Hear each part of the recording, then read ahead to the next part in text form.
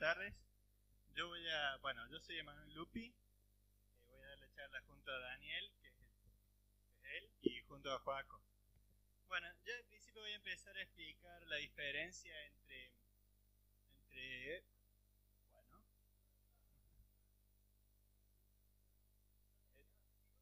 bueno, ahí va, dale, entre inteligencia artificial, machine learning y deep learning.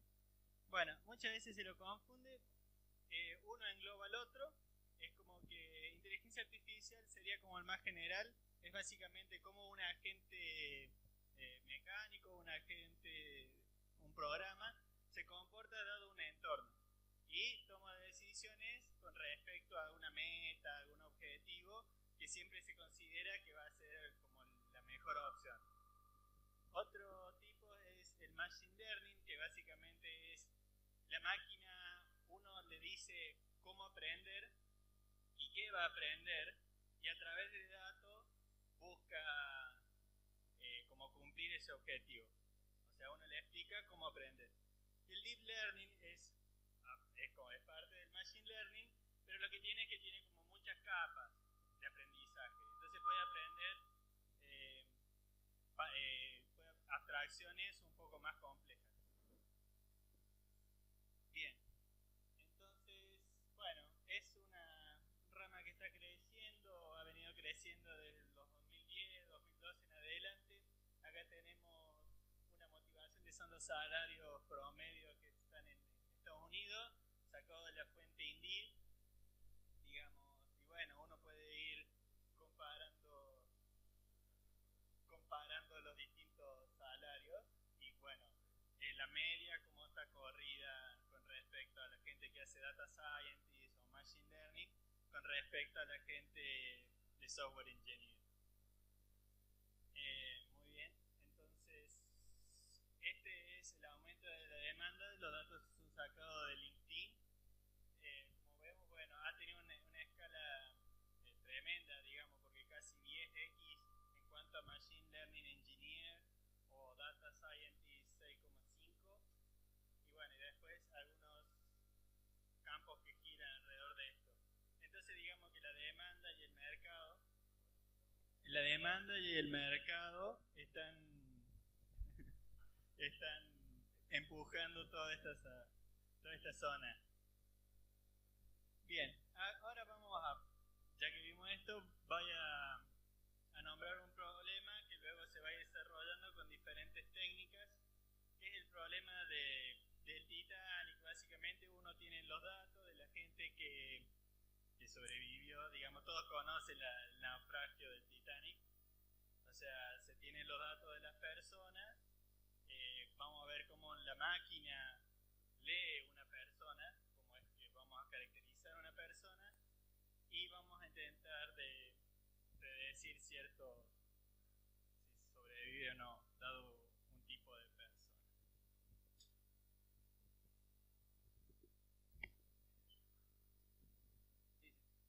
Hola.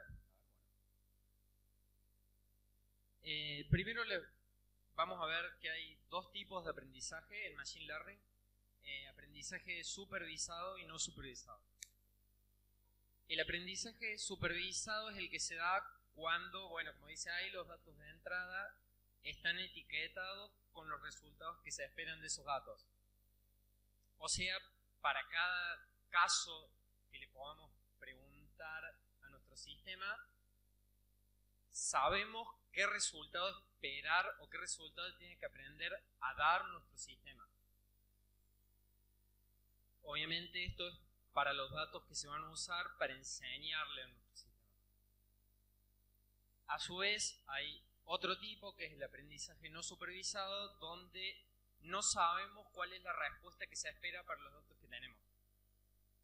Desconocemos cuál es ese resultado, entonces lo que se busca es encontrar patrones que nos permitan caracterizar los datos que tenemos. Hay varios tipos de problemas que se pueden resolver con Machine Learning. Uno de ellos son problemas de clasificación, que es un caso de aprendizaje supervisado. tenemos un conjunto de clases y para cada dato, para cada elemento, tenemos que decir o tenemos que elegir a cuál de esas clases pertenece. Hay a su vez varios subtipos de problemas de clasificación, como pueden ser clasificación binaria, multiclase y multilevel. La clasificación binaria es el caso más sencillo en el que tenemos dos conjuntos o dos clases y tenemos que decidir a cuál de las dos pertenece o si es una clase, si pertenece o no a esa clase. Un caso muy común es el que hacen nuestros emails cuando llega un correo nuevo y deciden si es o no spam. Eso es clasificación binaria. Los modelos que deciden estas cosas básicamente aprendieron de un montón de emails que alguien de alguna forma clasificó para cada uno si era o no spam. Por eso es aprendizaje supervisado. Otro caso es clasificación multiclase, que es similar al anterior, nada más que en vez de dos categorías tenemos muchas y para cada caso tenemos que decidir a cuál de esas pertenece. Un ejemplo es si tenemos una imagen de una letra en reconocimiento óptico de caracteres, es lo que se hace esto, cuando se detecta un carácter hay que decidir cuál de todas las letras de nuestro alfabeto es esa imagen en particular. La clave es que no puede ser dos letras al mismo tiempo. Una imagen no puede ser una A y una J. El último caso que voy a explicar es clasificación multilabel, que es cuando se puede dar que un ejemplo pertenezca a varias clases. Las clases no son excluyentes entre sí. Bueno, un ejemplo es la clasificación de notas de un diario, la categoría a la que pertenece. Una misma nota puede estar hablando de política y economía, o el ejemplo de la imagen, que es determinar el género de una película, como el caso de Doctor Strange, que es acción, aventura y fantasía. Esto es un caso, es similar en cierta forma a clasificación binaria, porque en realidad lo que hay que decidir es, para cada uno de todos los géneros, por ejemplo, agarremos el caso de la película, para cada uno de todos los géneros que tenemos de películas, decidir si esa película pertenece a cada uno, si es una película de acción, si es de aventura, si es de fantasía, si es una comedia, etc. Entonces es como si fueran muchos casos de clasificación binaria juntos. Otro tipo de problemas que se pueden resolver con Machine Learning son problemas de regresión. Es un caso de aprendizaje supervisado porque, de vuelta, cuando entrenamos para nuestros datos de entrenamiento, tenemos los resultados que queremos obtener. La diferencia entre regresión y clasificación es que los valores que queremos predecir en regresión son continuos. Por ejemplo, predecir o inferir el precio de una casa en base a datos como la superficie, la ubicación, la cantidad de habitaciones. El resultado en este caso no tenemos, no sé, 1.000.000 de clases donde cada una es el precio posible de la casa, sino que queremos predecir un número en algún rango que representa el precio de la casa, en este caso. Y el último tipo de problemas que voy a explicar son los problemas de clustering. Clustering es un caso de aprendizaje no supervisado. Nosotros tenemos un conjunto de datos y sin saber cómo queremos agruparlos a los que son similares entre sí. Entonces queremos armar conjuntos de datos que se parecen de alguna forma sin saber qué datos se parecen al principio, sino solamente basándonos en la información que tenemos ahí. Un ejemplo de eso es agrupar noticias que hablan del mismo hecho. A priori no lo podemos plantear como un problema de clasificación, por ejemplo, porque no podemos entrenar un clasificador que da una noticia nos diga de qué hecho está hablando, porque obviamente todo el tiempo se van dando sucesos nuevos de los cuales se pueden escribir noticias, sino que la idea es que nuestro modelo de alguna forma aprenda que varias noticias están hablando del mismo tema, aunque sea un tema que nunca vio antes. Por eso, bueno, aprendizaje no supervisado. Bueno, ahora agarremos un problema que es, tenemos estos puntos que pueden representar cualquier cosa, son puntos en unas coordenadas cartesianas, pero le podemos asignar cualquier significado a los dos ejes. La idea es que separemos los puntos rojos, consigamos alguna forma de separar los puntos rojos de los puntos azules. Y acá se pueden dar tres situaciones. Una que se llama underfitting, que es cuando nuestra solución generalizó demasiado de los datos que aprendió, no aprendió los detalles de nuestro problema, sino que encontró una solución que anda más o menos, para decirlo así. Y bueno, digamos que aprendió que esta línea separa los puntos rojos de los puntos azules. Si vemos bien, acá podríamos haber separado mejor estos datos si esta línea en vez de venir por acá viniera por acá, o si esta en vez de seguir bajando viniera acá.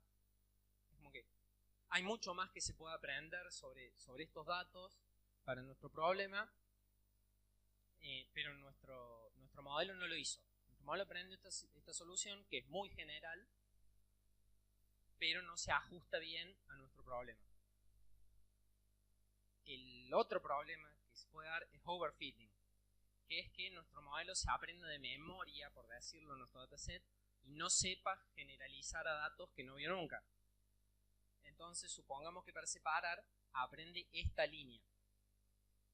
Si quiere separar con esta línea, bueno, va a separar bien ese punto azul y esa cruz roja, pero probablemente si cuando nuestro modelo ve un dato nuevo que aparezca acá, en realidad eso sea un punto azul, porque vemos que esa cruz roja en realidad está muy metida dentro de los puntos azules y este punto azul está metido dentro de las cruces rojas, entonces quizás son datos de los que no queremos aprender tanto, queremos generalizar y decir que en realidad si algo cae sobre esta zona debería ser azul y si algo cae sobre esta zona debería ser rojo. Lo que pasó acá es que aprendimos de memoria este punto azul y esta cruz roja y nos rompe toda nuestra clasificación.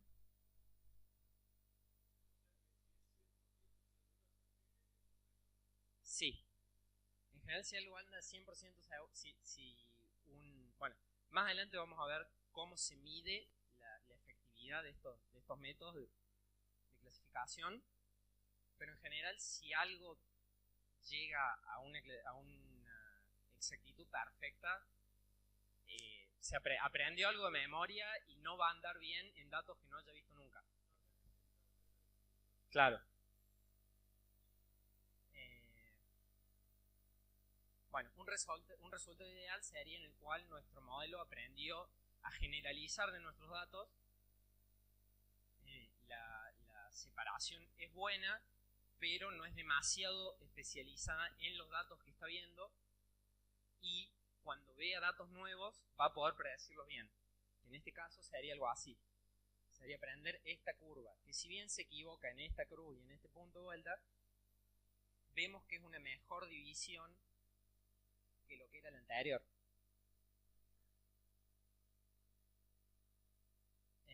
Bueno, ahora, ¿cómo sabemos? Porque, perfecto, acá tenemos un problema con dos variables y lo podemos graficar, pero ¿qué pasa cuando tenemos un problema que tiene 50 variables y no lo podemos graficar así? Y en vez de tener, no sé, los 40 datos que hay acá, tenemos 40.000. ¿Cómo hacemos para ver si estamos teniendo underfitting, overfitting, si nuestro resultado está bien? Y bueno, para eso lo que se hace antes de entrenar un modelo es separar una parte de los datos, y este esta parte, este subconjunto que separamos, se llama set de validación y se usa para evaluar nuestro modelo sobre datos sobre los que no aprendió. Para eso es clave que nuestro modelo nunca vea las respuestas a esa información, sino que nosotros cada tanto le mostremos estos datos, le preguntemos cuál es la respuesta que nos da y nosotros por fuera del modelo midamos o contrastemos la respuesta que nos dio el modelo contra las respuestas verdaderas. Volviendo al caso anterior, en este caso, si nosotros aprendimos sobre todos estos datos, puede ser que hayamos, vamos a haber separado otro y puede ser que haya habido algo acá, no es, si estaba acá, probablemente sea una cruz roja, en base a lo que estamos viendo, nuestro modelo lo va a predecir como una cruz roja. Entonces, esto nos permite ver que en el caso de overfitting, por ejemplo, si tenemos que predecir algo acá, que nosotros viéndolo nos damos cuenta que seguramente sea un punto azul, nuestro modelo nos diría que es una cruz roja. Entonces separamos estos datos que los usamos para evaluar nuestro modelo sin que nuestro modelo conozca las respuestas, asegurándonos que nuestro modelo nunca aprendió esas respuestas para evitar que se las aprenda de memoria. Entonces, usando este set, vamos a tomar decisiones que nos van a ayudar a elegir el mejor modelo para resolver nuestro problema. Ahora, si nosotros entrenamos muchos modelos distintos, de distintas formas, que ya vamos a ver más adelante, vamos a elegir el que mejor anda para nuestro set de validación, pero después nos surge otro problema, que es que cómo sabemos que el modelo que elegimos basado en nuestro set de validación ¿cómo nos aseguramos que en esa decisión que estamos tomando nosotros no estamos sobreajustando sobre el set de validación? Y para eso es que antes de todo esto se separa otra parte más, que es el set de test. El set de test se usa al final del proceso de entrenamiento, cuando nosotros ya elegimos un modelo, y lo usamos para medir la exactitud que va a tener nuestro modelo sobre datos que no haya visto nunca antes y sobre el que nosotros no hayamos tomado ninguna decisión. Porque nosotros tomamos muchas decisiones basadas en el set de validación y de esa forma le estamos pasando cierta información de qué pinta puede tener ese set de validación. Para eso separamos un set de test que lo vamos a usar solamente al final del proceso. Bueno, acá vemos que si este es nuestro dataset completo, separamos una parte de test que se va a usar al final, separamos una parte de validación que se va a usar durante todo el proceso. Y la pregunta es, ¿cómo con estos datos evaluamos cuán bien o mal anda nuestro modelo? Para eso tenemos métricas de evaluación. En el caso de problemas de clasificación, es muy común usar una métrica que se llama accuracy, que en general se traduce como exactitud. La accuracy es la cantidad de predicciones correctas sobre la cantidad de predicciones totales. Si nuestro set de validación, supongamos, tenía 100 casos y de esos 100 casos nuestro modelo le pegó al 97, tenemos una accuracy de 0.97, o sea, un 97%. Es un modelo que anda relativamente bien.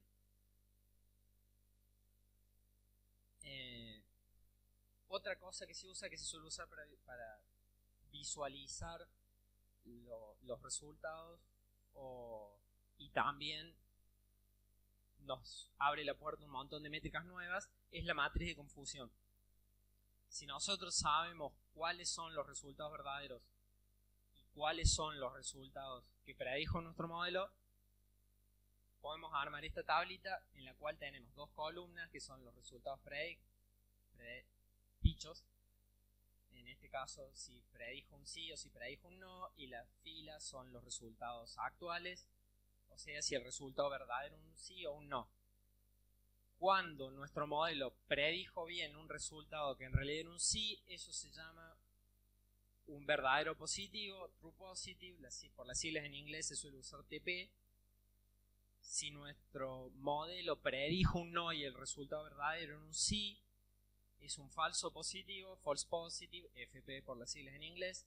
Si el resultado verdadero era un no y nuestro modelo predijo un sí, es un falso negativo, porque nuestro modelo dijo que era negativo, pero lo que dijo era falso. Esto está al revés. Si nuestro modelo predijo un no y el resultado verdadero es un sí, eso es un falso negativo. Nuestro modelo dijo que era negativo, pero la predicción era falsa. Y al revés, cuando nuestro modelo predice un sí y la verdadera respuesta es un no, es un falso positivo. Nuestro modelo dijo positivo y lo que dijo era falso. Con esto, accuracy la podemos reescribir de esta forma. Las predicciones verdaderas son los verdaderos positivos, los true positive, más los true negative, que son los dos casos en los que nuestro modelo predijo bien los resultados, o sea, las predicciones correctas que habíamos visto acá, sobre las predicciones totales, que son los 4, la suma de los 4. Y esto nos abre la puerta a dos métricas nuevas que son precision y recall, que se suelen traducir como precisión y sensitividad. La precisión lo que nos dice es cuán confiable o cuánto le podemos creer a nuestro modelo cuando nos dice que algo es positivo. Entonces, todos los casos en los que nuestro modelo nos dice que algo es positivo son los verdaderos positivos y los falsos positivos. Y los casos correctos son los verdaderos positivos. Entonces, los verdaderos positivos sobre verdaderos positivos más falsos positivos es precision, y lo que nos está diciendo esto es cuánto podemos confiar en nuestro modelo cuando nos dice que algo es un sí.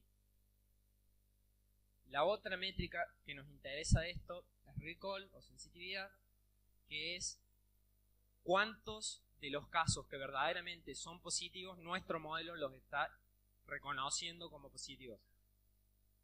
Bueno, de vuelta, los que nuestro modelo efectivamente reconoce como positivos son los verdaderos positivos, y el total de casos que son verdaderamente positivos son los verdaderos positivos más los falsos negativos. Recordemos que los falsos negativos son los que eran en realidad verdaderos, pero que nuestro modelo dijo que eran falsos. Estas dos métricas se suelen tener en cuenta en conjunto,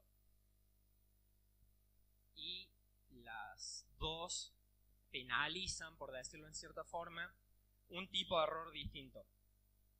A precision le importa que nuestro modelo no nos diga que algo es verdadero cuando no es verdadero, y a recall le importa que cuando algo es verdadero nuestro modelo nos diga efectivamente que es verdadero. Hay métricas que ponderan las dos cosas, como es el F-score, el F1 score es esta fórmula que vemos acá, que bueno, tiene en cuenta las dos cosas por igual. Básicamente nos da el mismo resultado si tenemos 0.7 de precision y 0.9 de recall, o al revés. Pero a veces nos interesa más cuidarnos de un tipo de error que del otro. Por ejemplo, si nuestro modelo toma decisiones de carácter médica, por ahí es más importante decir que,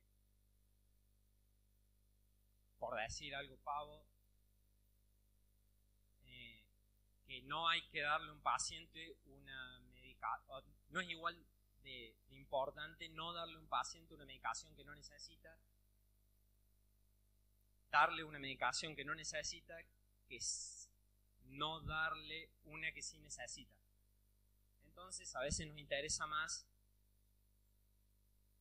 un tipo de error que el otro, pero no significa que no nos interese el otro, porque si volvemos un poco podemos ver que es muy fácil lograr, por ejemplo, un precision de 1, una precisión perfecta. Si quiero ser confiable cuando digo que algo es positivo, si nunca me quiero equivocar cuando digo que algo es positivo, puedo decir que nada es positivo. Entonces, mis verdaderos positivos van a ser 0, mis verdaderos positivos van a ser 0, dividido mis verdaderos positivos más falsos positivos positivos son 0, esta métrica no tiene sentido. Pero nunca me voy a haber equivocado en decir que algo era positivo cuando no era positivo. Al revés, si quiero tener una buena sensitividad, un buen recall, puedo decir que todo es positivo y nunca se me va a pasar algo que sea positivo y yo diga que sea negativo. Entonces la idea es encontrar el punto medio entre estas dos cosas. Para esto, bueno, se usan estos puntajes que tienen en cuenta las dos métricas a la vez, por ejemplo el F1 score. Pero bueno, a veces una de las dos cosas nos preocupa más que la otra, y para eso existe el F-beta score, que tiene esta fórmula que es muy complicada, pero que básicamente lo que hace es darle beta veces más importancia al recall con respecto a la precisión. El F12 score penaliza más el recall, un error de recall, que un error de precisión, y el F1 medio penaliza más un error de precisión que un error de recall. A beta se le puede dar cualquier valor, pero son los valores que se suelen usar son el 1 cuando nos da lo mismo y el 2 o el 1 medio cuando a alguno nos importa más que la otra. Pero de cualquier forma se le puede asignar cualquier valor, es una métrica válida, depende del problema.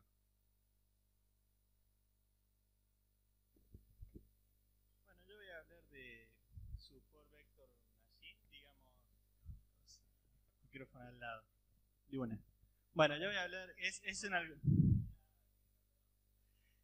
un algoritmo, digamos, o un conjunto de algoritmos de tipo supervisado, ¿bien? Entonces ustedes le van a dar datos y que valen y te va a saber predecir. Lo que tiene de bueno este tipo de algoritmo es que se separa con el mayor margen. Perdón. Se separa con el mayor margen. Bien, eso es positivo en algo que ya lo vamos a ver. Entonces tenés que separar bien los datos y los separa con un hiperplano. Un hiperplano o una línea en un 2D, digamos. Y un plano en 3D y más, ya se llama hiperplano. Bueno, sirve para clasificación y regresión, o sea, predecir los precios de casas o ver si un punto era rojo o azul. Ahí están las ventajas. Se llama los vectores de soporte. Son justamente los puntos que están en las líneas. En las líneas que más bien separan, o sea, que logran calcular el hiperplano. Entonces vos con esos vectores podés calcular el hiperplano. Lo difícil es, bueno, llegar hasta esos vectores, que para eso se entrena, para eso se le dan los datos. Los puntos son datos o datos transformados. Ya vamos a ver. Bueno, tenemos que este algoritmo, ese recuérdenlo bien, separa por un hiperplano, separa por una línea. Entonces, claro, ponle que nuestros datos están distribuidos así, son dos círculos uno dentro del otro. ¿Qué hacemos, digamos? Porque es una línea y con una línea ahí nos quedamos a pata, porque, digamos, si lo entrenamos nos das eso. Ya está, digamos. Perdimos. No, mentira. Se puede hacer un trabajo sobre los puntos. ¿Está bien? Uno puede intentar mirar el problema de otra manera. Eso es muy importante cuando uno hace Machine Learning, intentar hacer un poco de trabajo sobre los datos. Porque a veces los datos, como vienen, son muy difíciles de separar, pero si uno le hace algún tipo de procesamiento, algún tipo de transformación, luego se vuelve una tarea separable. Por ejemplo, se le puede aplicar una transformación pasándolo a una dimensión un poquito más grande, o sea, de 2 a 3, y ahora se puede dibujar un plano que lo separe, siendo que acá la línea era imposible. ¿Está bien? Entonces, de alguna manera, al final del día, un SVM podría separar cosas de manera no lineal, pero aplicando la no linealidad sobre los datos. ¿Bien? Eso quede claro. Bueno, eso en un principio parecería muy duro, porque uno dice, uy, tengo que ver los datos, dibujarlos. A veces los datos no están en 2D, nunca están en 2D, vamos a decir la verdad. Entonces uno dice, no, bueno, tengo que aprender bueno, estaría bueno que aprendan un algoritmo para poder visualizar los datos, siempre es muy útil. Pero bueno, lo que tiene el SVM de Plus, que viene más o menos gratis, son los kernels o núcleos que hacen esas transformaciones. Hay muchos de ellos. Está el núcleo lineal, que básicamente no hacer nada. Este también es lineal, pero tenía otra forma de optimización, por eso dio regiones diferentes, pero más o menos con la misma separación. Después tenemos otros kernels que intentan estimar de una manera gaussiana, que es que si quieren algún detalle es como que mide la distancia de los puntos entre sí. Un kernel es básicamente una transformación que vos le vas a aplicar a los datos antes de entrenar. Es como que le haces un preprocesamiento. Es una transformación de tipo no lineal, o sea, lo elevas al cuadrado o le haces algo para que de esa manera sean separables. Por ejemplo, en este ejemplo, lo que se le agrega, uno podría pensar, es una tercera coordenada que puede ser la distancia, el cuadrado de la distancia euclidia de los puntos. Digamos, vos lo podés aplicar, entonces generas esa altura. Y luego vos con un plano podés. Lo que tiene el SVM es que tiene kernel por defectos que toman algunas características de los puntos, entonces vos los podés ir probando uno por uno. La otra cosa que tiene el SVM, que al tener los kernels implementados, muchas veces son numéricamente costosos. Entonces, como son numéricamente costosos, si vos lo tenés que implementar, está todo el día entrenando y no termina. Pero bueno, las librerías vienen optimizadas para eso. En fin. Los kernels, de nuevo, son transformaciones. Los SVM y los demás elementos también de este tipo, que son de Machine Learning, digamos, que no son de múltiples capas, aprenden linealidades. Y la magia está en la ingeniería de datos. Básicamente los transformas para luego poder separar. Bueno. Listo.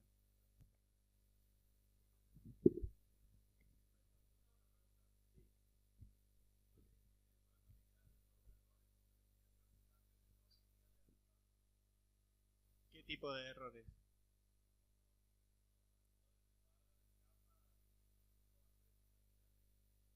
Está bien. Vos vas a aplicar siempre transformaciones. Es cierto que al principio uno no sabe qué transformación aplicar. Entonces uno empieza a aplicar y por suerte con las métricas de F1 Score, accuracy o la que nos interese, vamos validando nuestro modelo. O sea, porque es cierto, porque si vos aplicas algún tipo de kernel que te super overfitea, obviamente van a ser recontra separables, pero de nuevo, cuando vayas a los casos reales, te van a dar puntos y van a dar mal, o relativamente mal. O sea, la única forma de validarlo es usando las métricas, porque mirar los datos cuando son muchos y además tienen muchas dimensiones, se hace imposible. Básicamente esa es la idea. Existen muchos kernels, uno puede ver el kernel gaussiano, laplaciano, los lineales, los polinomiales. Uno tiene que buscar el que mejor se adapte a su modelo. Luego Daniel va a dar una charla de cómo buscarlo y cómo quedarse con el mejor modelo y cómo validarlo. Por eso es muy importante elegir también qué métrica vas a usar para validar tu modelo.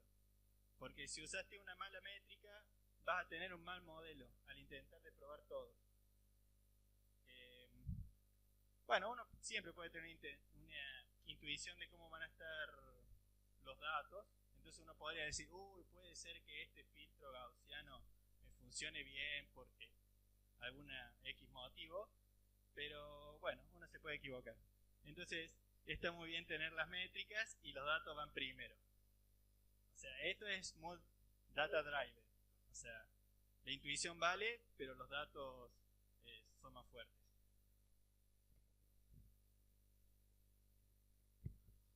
Bueno, unos anuncios. ahora vamos a entrar en la segunda parte, que va a ser toda una parte práctica. Y se lo van a poder bajar todo el código, va a estar en GitHub y está hecho con la Jupyter Notebook.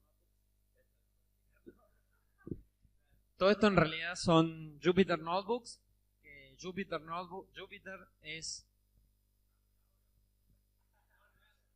No, bueno, pero quiero mostrar un poco. Vamos a hacer un poquito de trampa. Esto es Jupyter Notebook. Esto es una ventana de un navegador en la cual uno va agregando celdas y en esas celdas uno puede escribir código Python. Ya eso lo van a ver mejor en el segundo módulo de Dani. O puede escribir Markdown, que es lo que hicimos acá. Todas estas filminas están escritas en Markdown, salvo algunas partecitas que están en HTML. Pero bueno, uno puede ir agregando código en estas celditas y ejecutándolo en cualquier orden. Se usa mucho para datos porque permite ir controlando el flujo de ejecución del programa y hacer visualizaciones para poder comprender mejor con los datos con los que se está trabajando. Poner el programa en pausa y ver qué forma tienen los datos que uno tiene y poder ir escribiendo el programa a medida que se va ejecutando. Y el último anuncio, cuando terminemos, vamos a ir para arriba y vamos a sacar más cervezas y comida y todo para que vayamos a charlar. Así que ese también. La idea era hacer una ronda de preguntas ahora y si quieren hacemos una pausa o seguimos ya con la parte práctica, como prefieren también ustedes. Sí, eso para...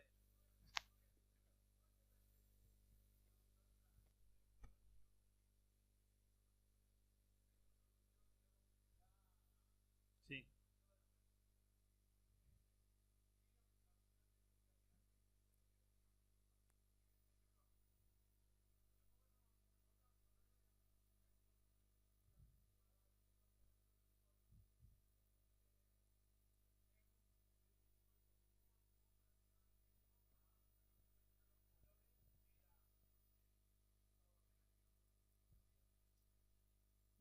Bueno, en principio vos tendrías las características de los datos que se te va viniendo.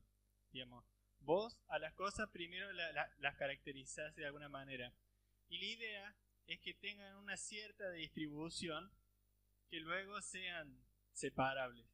O sea, vos caracterizas las cosas. Por ejemplo, si queremos hacer algo supervisado.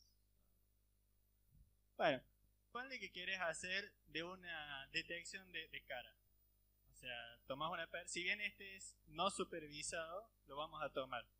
Vos querés sacarle la foto a alguien, guardarla y luego, si te viene otra foto del mismo, hacer como Facebook que te dice querés quitar a tal persona o lo que fuera.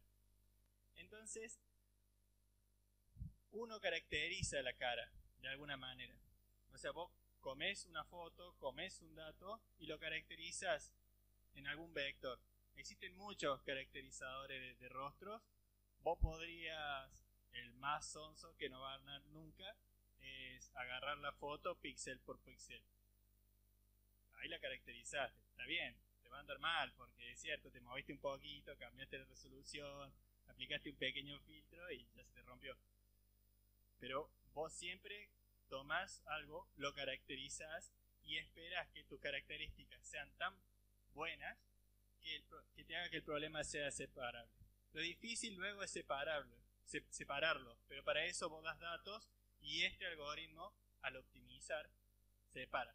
O sea, te construye el hiperplano. ¿Está bien?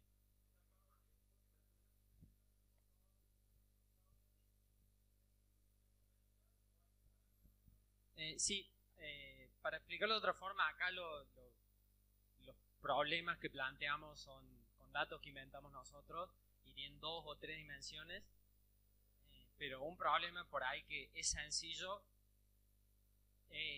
dado el hemograma, un análisis de sangre de un paciente, determinar si es sano o si tiene alguna condición. Estamos hablando de un problema que tiene, no sé, 25 dimensiones. son 25 valores de, no sé, un montón de conteos de cosas, de concentraciones de cosas en sangre. Y de repente hablamos de encontrar esa formulita matemática que traza un plano que te separa un tipo que está sano de un tipo que está anémico.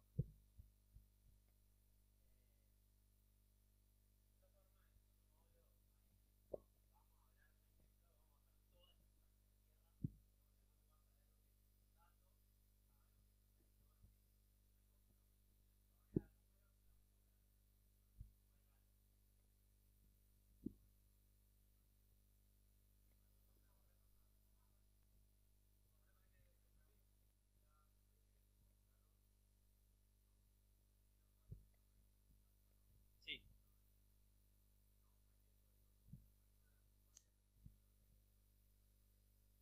Ninguna. Esas son todas métricas de clasificación, las elegimos deliberadamente porque el problema que vamos a plantear para el segundo módulo es de clasificación. En realidad, precision, recall también se usan para information retrieval, o sea, si yo tengo una lista de documentos y de alguna forma, dado uno, elegir los n más parecidos, eso se llama information retrieval. Precision y recall también se usa para esa clase de problemas. En particular, todas estas se usan para clasificación. Las elegimos a propósito porque es el problema del que va a hablar Dani ahora es de clasificación. Y para regresión podés usar el error cuadrático medio, digamos.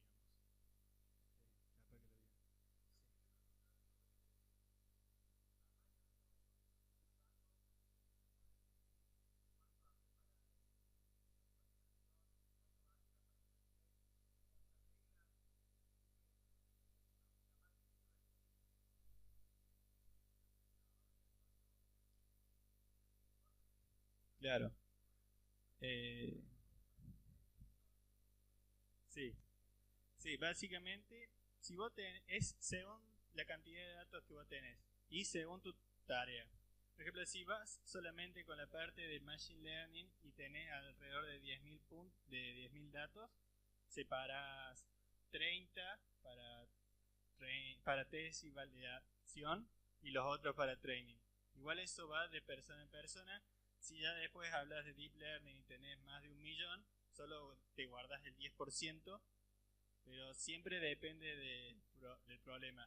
Y intentas que tu muestra sea lo mejor, lo más representativa posible. Entonces, claro, tomás al azar.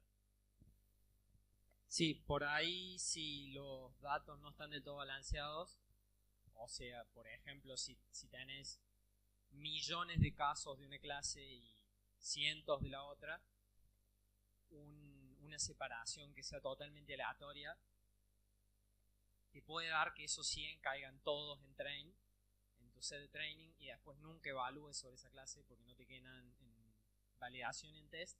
Entonces se hace lo que se llama un split estratificado, que es que forzas a que en los 3 sets te quede la misma proporción de clases.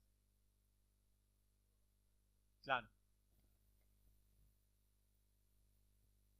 ¿Alguna otra? Buenas, hola gente. Pongo el relojito. Yo soy Daniel, Data Scientist.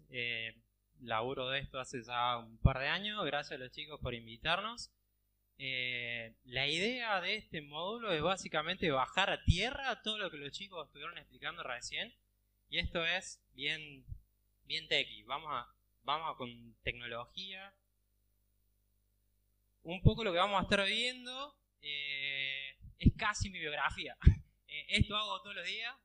Uno tiene un problema y uno tiene que dividir en secciones y en cada sección va agarrando más conocimiento del problema, dominio del problema, y con eso va planteando una solución desde el lado del Machine Learning.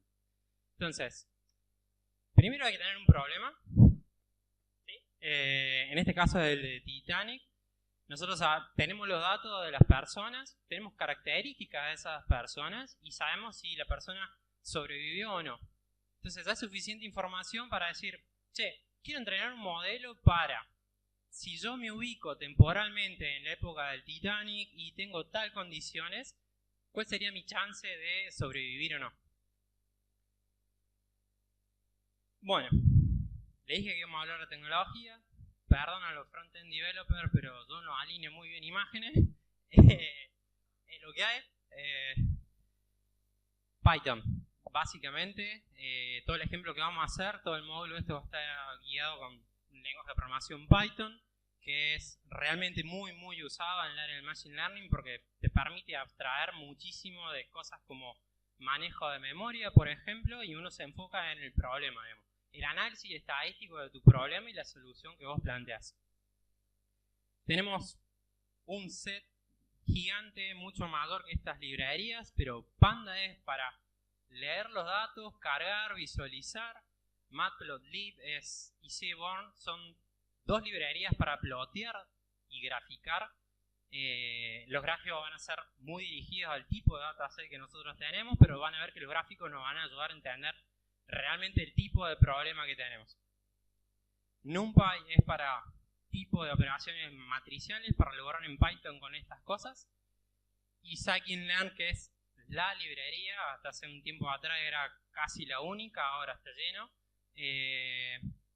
Pero contiene los modelos que nosotros vamos a usar y que hace todo el tipo de cálculos por nosotros.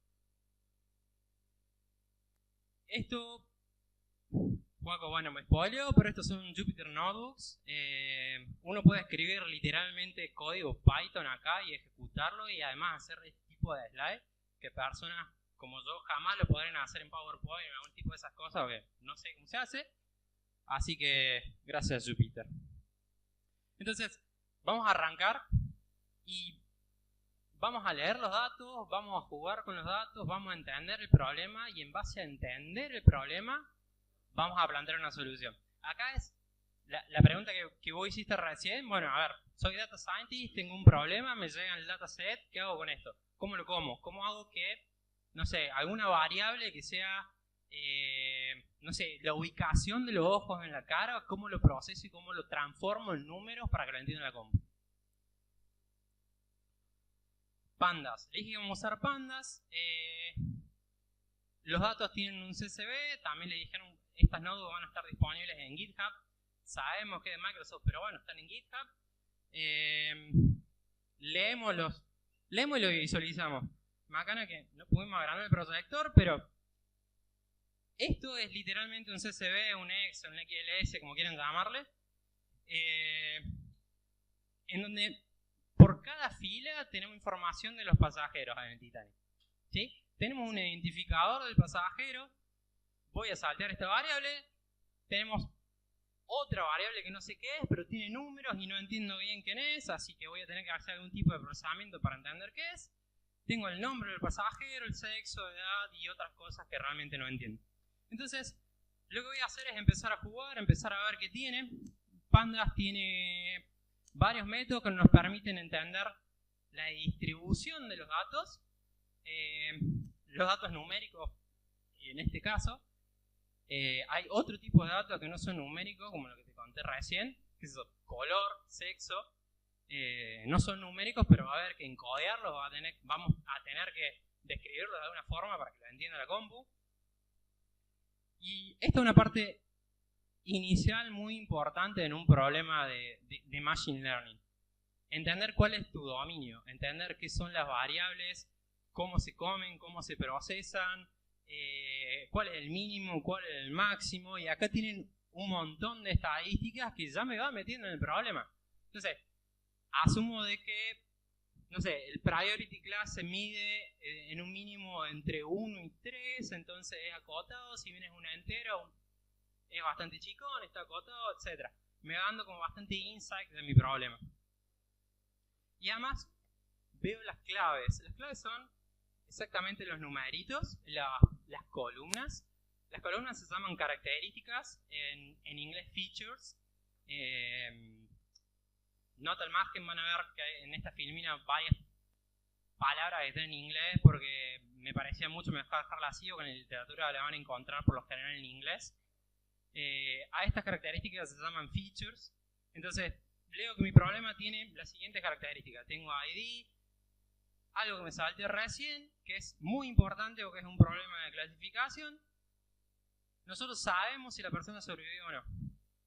Con un booleano, o si quieren, un entero, 0 de que no, 1 de que sí, de que sobrevivió.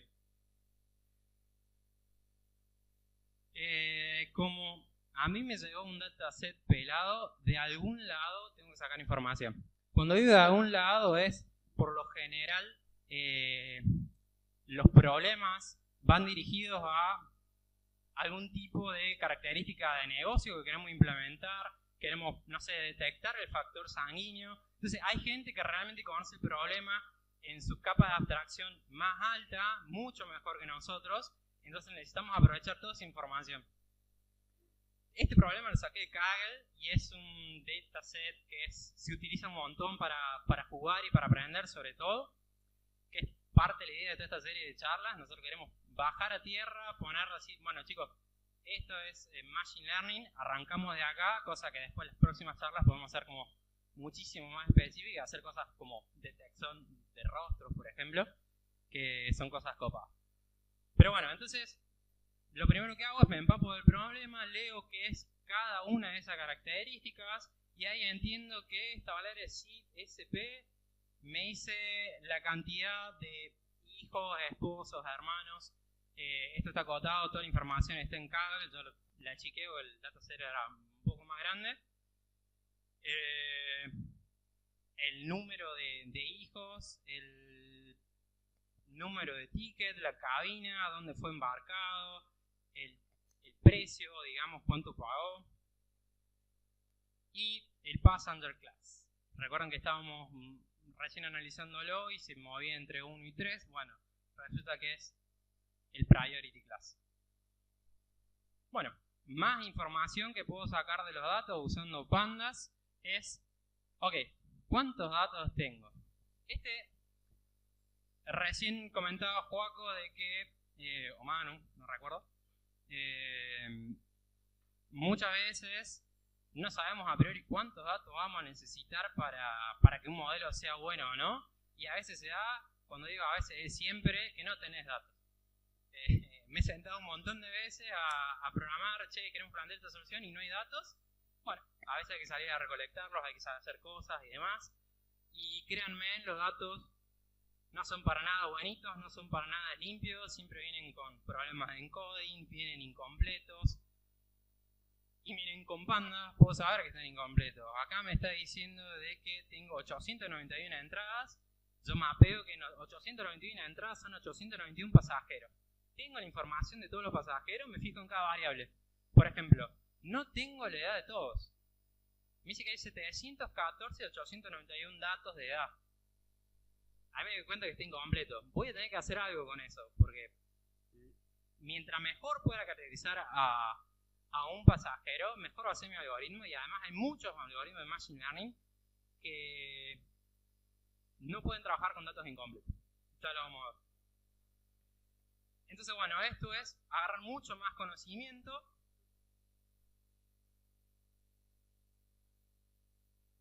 Básicamente, yo les dije que un pasajero hay que caracterizarlo y por intuición, yo digo que hay características que no me van a servir.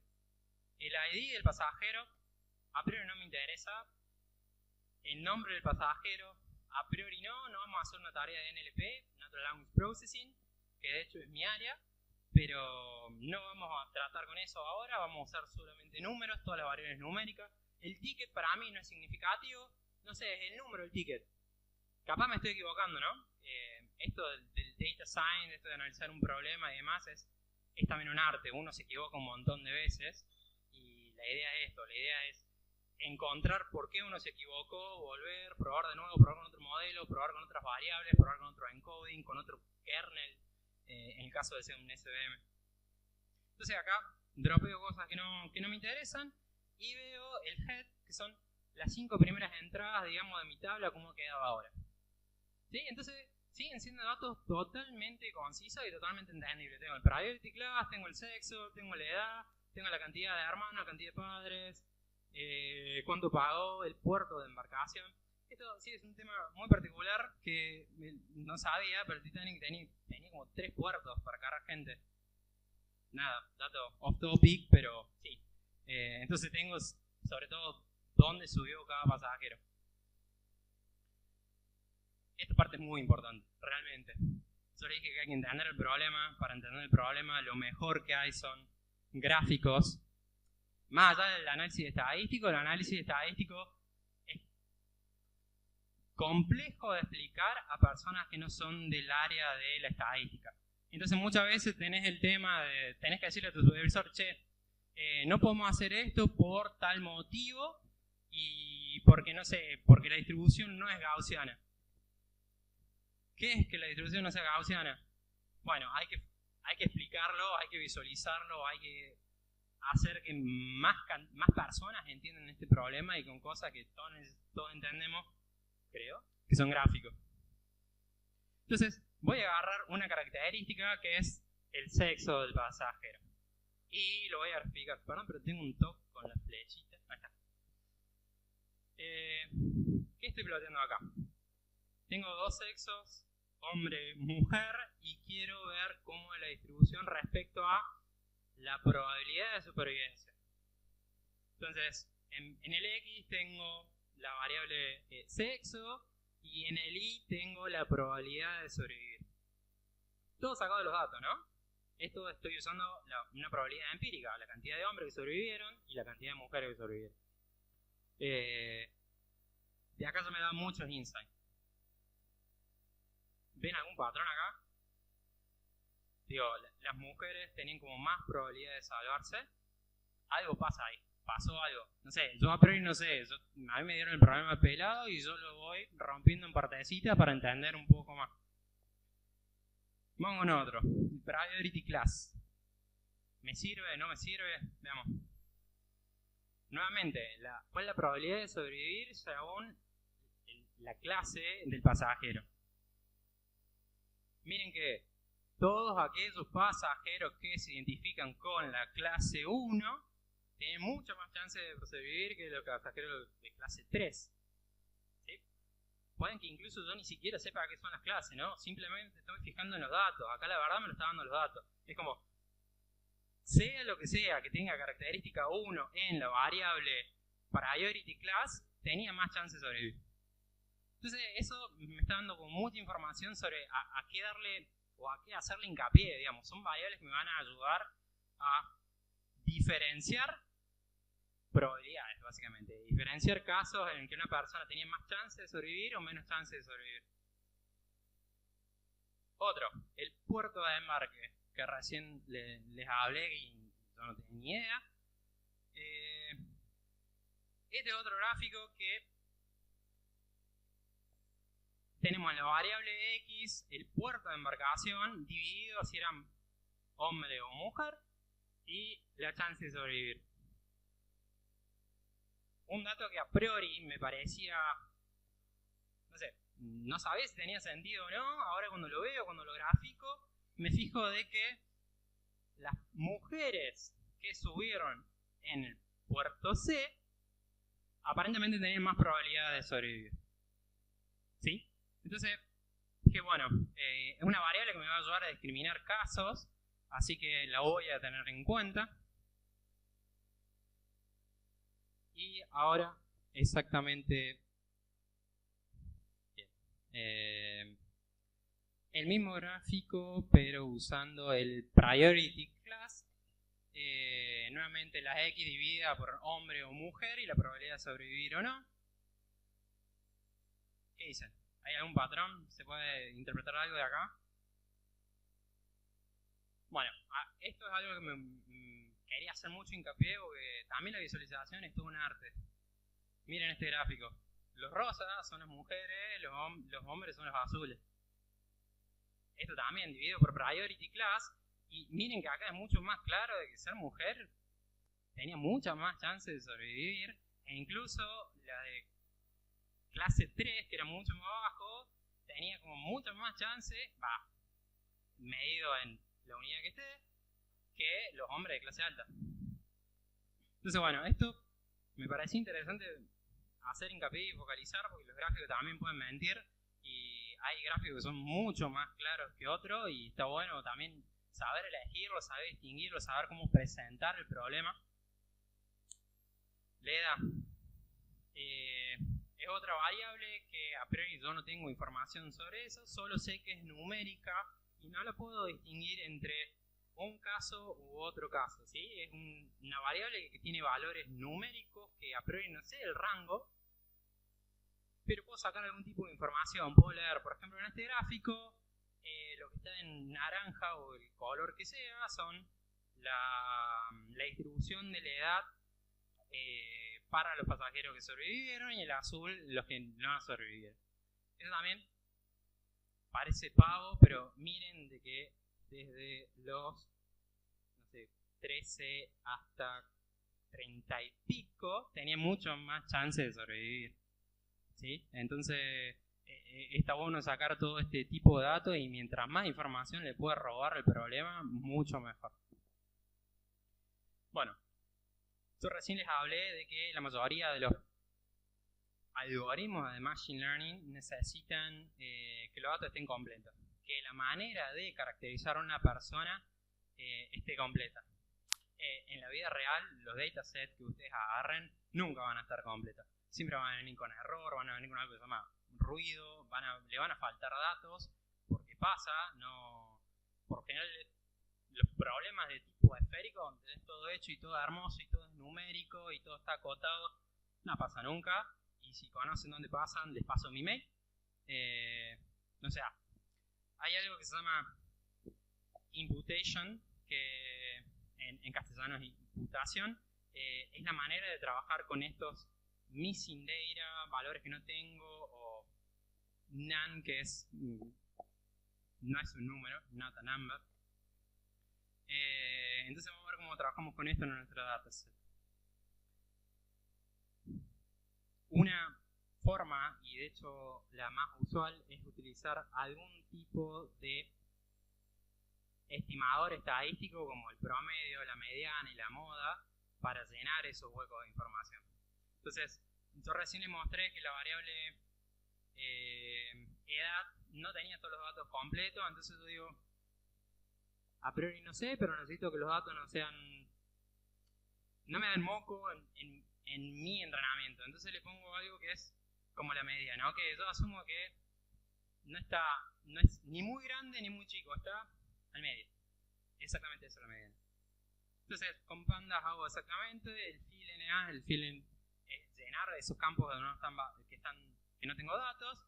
Veo nuevamente cómo me quedan mis datos, viendo las 5 primeras columnas.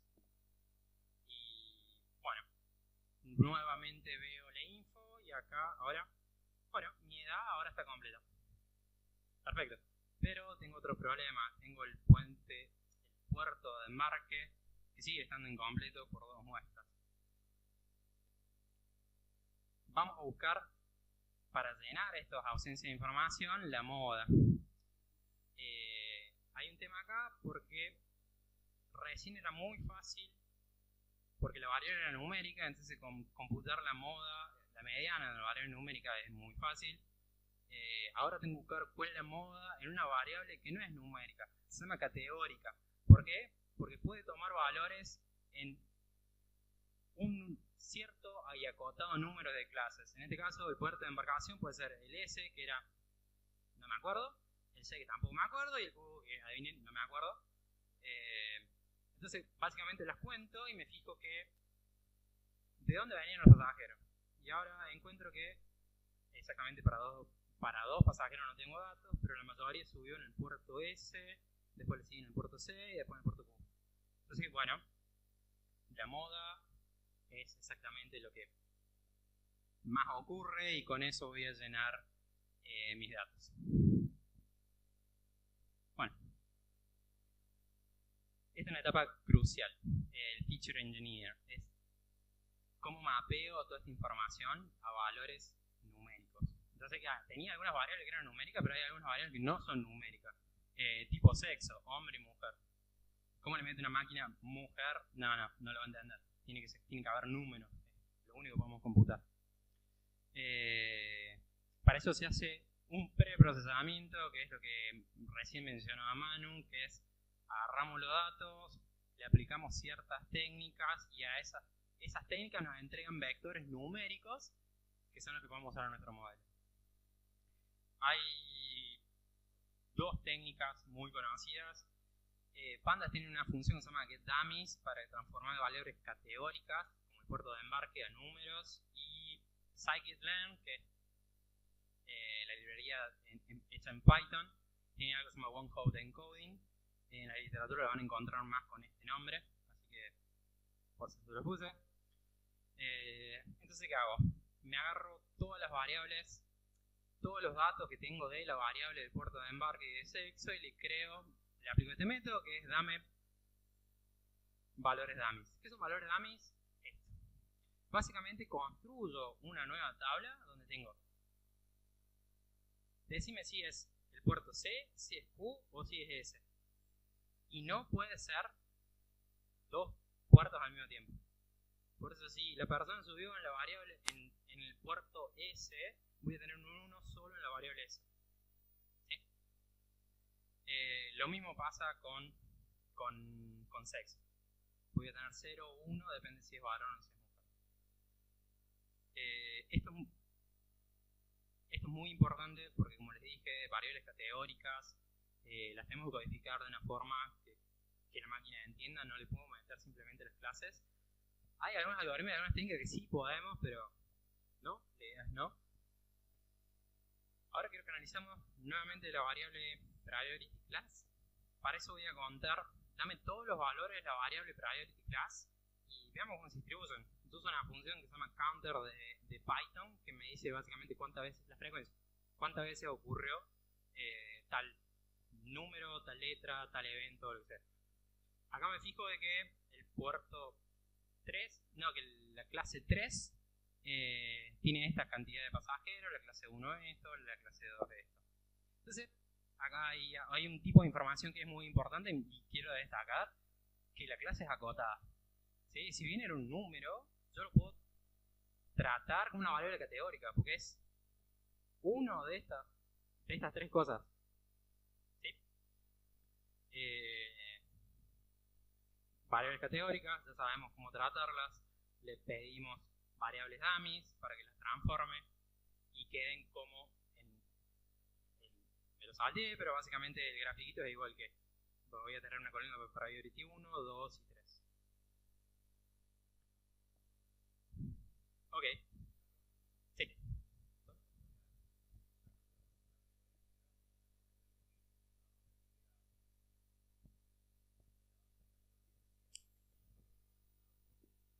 Sí, sí, sí.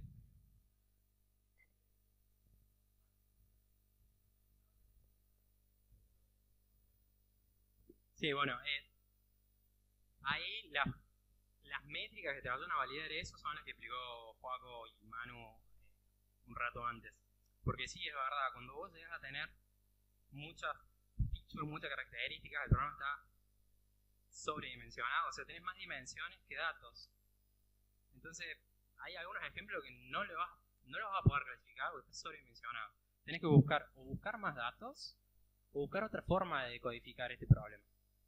¿Sí? Es un problema muy particular y es buenísima tu pregunta porque ocurre muy a menudo. A menudo vos tenés 20 datos y tenés 700 características del problema. No hay forma. Eso y programar una moneda al aire es más o menos lo mismo. Sí.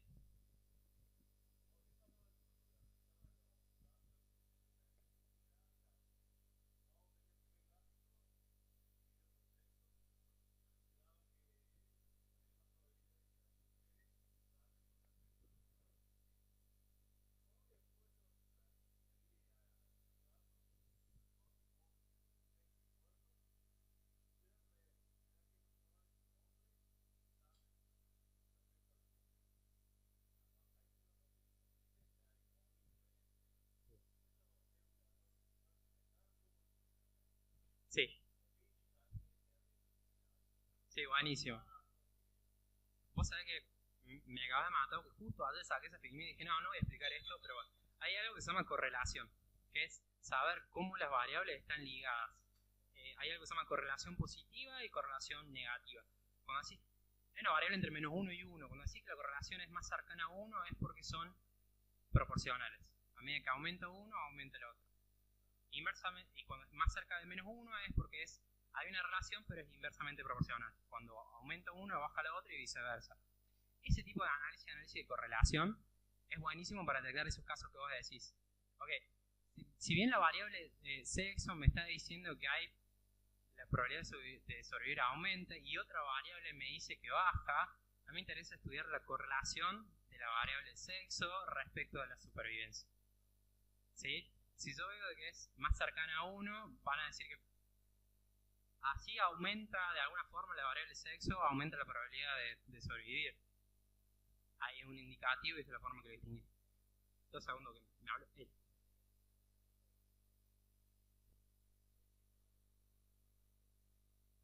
Buenísimo, no la tenía. Gracias.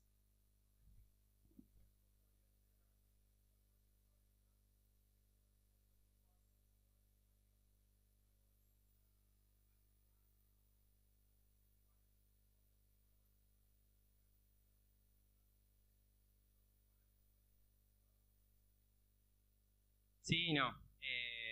Todo depende del problema y hay algunos problemas que la correlación es tan alta que los modelos no son lineales, no está tan fácil.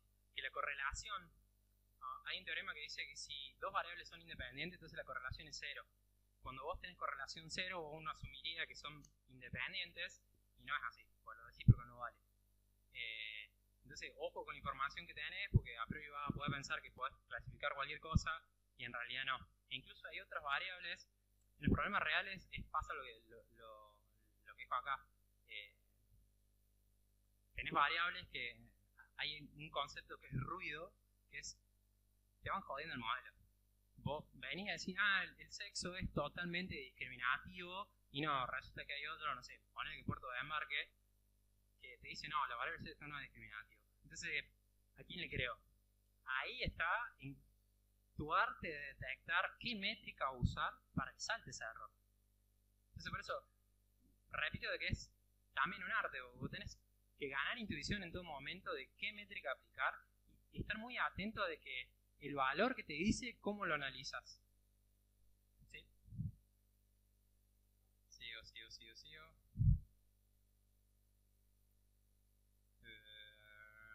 Acá, Feature Engineer. Estaba esto. Bueno, al último lo que hacemos es pegar, voy a decir date frames de pandas, porque en realidad voy creando como tablas auxiliares y después las voy pegando por completo. Y miren cómo quedó ahora el dataset. ¿Sí? Ahora describí a cada persona por un conjunto, por un vector que es numérico. No tengo string, no tengo variables. Tengo variables categóricas, pero me las ingenié para describirlas con entes, que son cosas que manejo. Entonces, así nos queda nuestro dataset. Y ahora, bueno, poco les contaba que hay una forma canónica de estudiar estos problemas. Me agarro un pedazo de mi dataset para entrenar algo y agarro otro que se llama test para validar. Scikit-learn nos deja hacer eso. Ese es Andrew Ng, ese es como lo más cercano a un dios para nosotros los data scientists, pero es el único loco que en vez de llamarle test le llama develop y a la validación le llama test, así que ojo con eso porque en la literatura se pueden confundir y ahora nada, es un genio. Entonces, ¿qué hago? Primero, en mi variable x que va a acumular todos los datos de los pasajeros, le doy los datos, y mi variable y que le llamamos target, que es el valor de verdad, ¿sobrevivió o no sobrevivió? Gracias a Scikit-learn me permite hacer un split del dataset, me quedo con el 80% para entrenar y el 20% para testear. Es lo que estoy haciendo ahí. Miren que tienen xtrain, xtest, ytrain y test. Me fijo, fíjense que tengo 712 pasajeros, entradas y 12 características para cada uno de ellos. El test estimo que tiene la misma cantidad de características, por supuesto, porque estamos escribiendo de la misma forma el problema y un pasajero. Y hay algo que se llama el shape, que es esto en realidad, después lo van a ver, cuando se baja la notebook y jueguen, que es lo que espero que hagan, que estos son matrices. Así que esto es el shape de una matriz. Bueno, entonces bajamos el problema a la realidad, ya lo tenemos mapeado, sabemos caracterizar un pasajero. Vamos a jugar, ¿no? Vamos a crear un modelo, vamos a ver si se puede predecir a alguien que vive o no. Ok, Manu aplicó SVM y por eso yo voy a usar un algoritmo que es una instancia de SVM. No le voy a... Bueno, tiene un kernel lineal que no quiero meter mucha matemática, pero es lo que comentaba Joaco. Puedo encontrar una línea.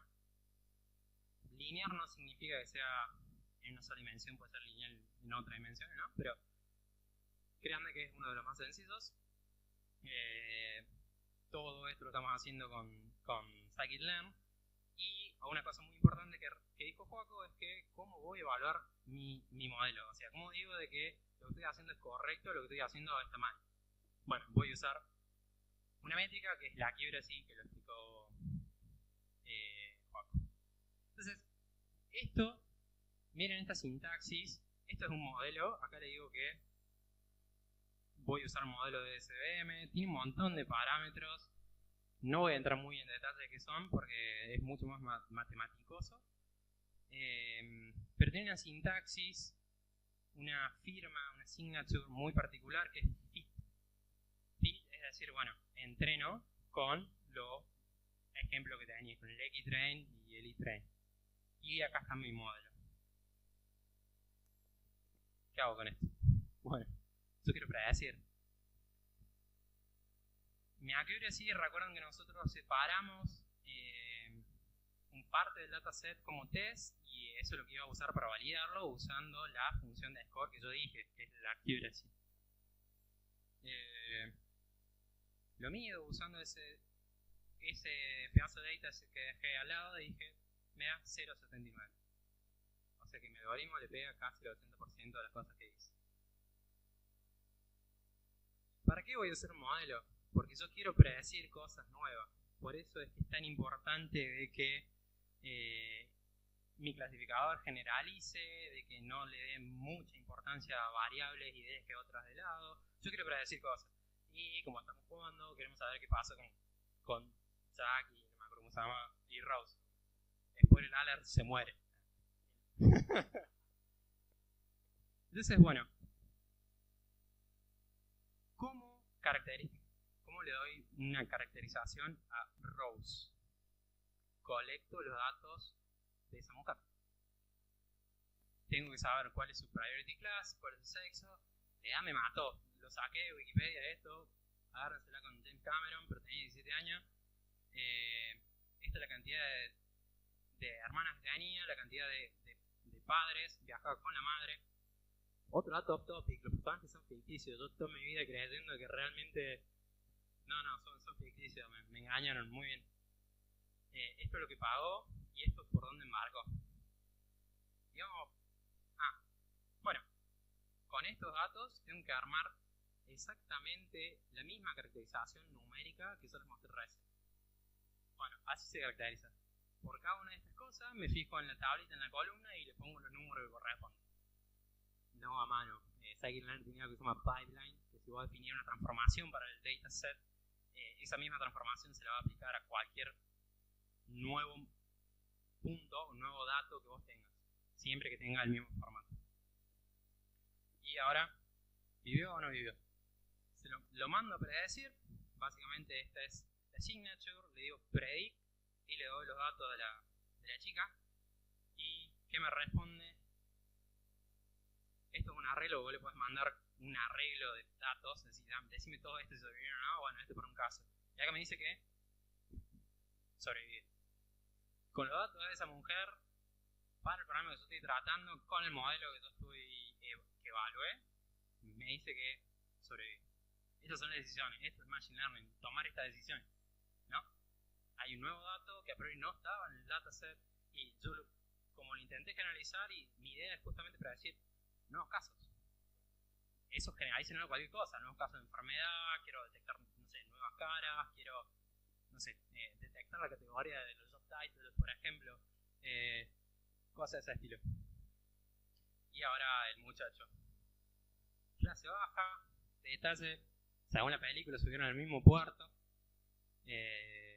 Viajaba solo, así que no tenía familiares a bordo.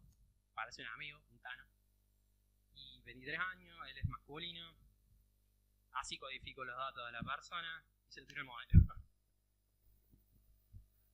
Lola. No. Mi mamá me está diciendo que con esos datos, de esa caracterización que le dijimos, no va a vivir. Bueno, a ver, James Cameron. Hay otros modelos, hay otra forma, no nos quedemos con algo.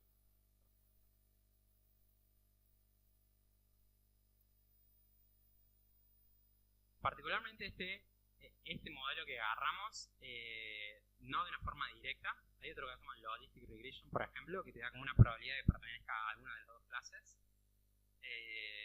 Pero no, como nuestro problema es binario, nosotros no. Hay que entender la clase, ¿no? ¿Qué queremos predecir? No te voy a decir, y vas a sobrevivir un 20%. ¿Qué es eso? Bueno, salís vivo, pero te falta una pierna, no sé. Bueno, en este caso queremos que la decisión sea binaria.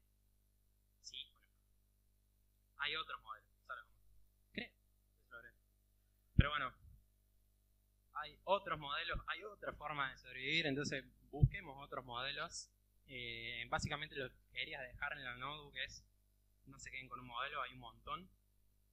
Este, por ejemplo, es la forma en que, bueno, esta es la forma en que nosotros importamos los modelos, eso para que lo vean. Este es el linear SVC, que es exactamente lo mismo, pero usa el kernel lineal y otros parámetros más. Hay otro modelo que se llama Random Forest, que es una cosa hermosa, porque es algo que se llama bootstrapping, que prueba varias veces y ver qué le da, y eso entrena. También es un clasificador, entonces lo puedo medir usando la métrica de accuracy.